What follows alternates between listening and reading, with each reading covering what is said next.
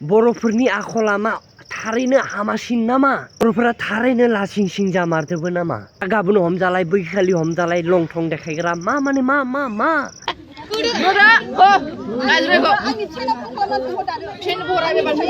जायनि खोमोना बेंगामोन बिनि खोमोना सिदा जानो हमदों मियानि जाथायनि थाखाय थैंक यू सो मच तो दिनैनि वीडियो इंटरेस्टिंग जागोन ना हाय फ्रेंड्स वेलकम टू धमाका के ब्लॉग्स यूट्यूब चैनल में आपको स्वागत करता हूं तो गाइस बे लीना बर्माया मा बुंदो बिनि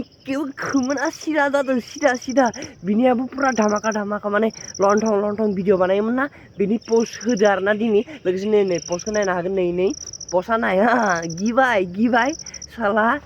भिडिअ बानायनायावबा लंथं खालामनोबा गियामोन दाबा सासे सिख्लाया बुजानायखाय हमजानायखाय नोंबो गिबाय माने नामा नोंसोरबो गिबाय आरो दाना बहुत मानसियानो गिसिगोन आरोना इसोरखौ माने सासे हमजाबायना पुरा गिसिगोन आरोना इसोरनि खोमोना दासो सिदा जानो हमदो आरोना